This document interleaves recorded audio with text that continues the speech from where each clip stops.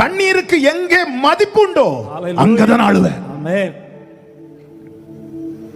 என் கண்ணீருக்கு எங்கே மதிப்பு உண்டோ அங்கதான் அழுவேன், வேற எங்கேயும் அழ மாட்டேன். மேல் வீட்டுக்கே இருக்க உன் ஜெப அறையில, உன்னுடைய ஜெப அனுபவத்துல உன் துக்கத்தை ஊற்றணும். துக்கத்தை ஊற்றணும்.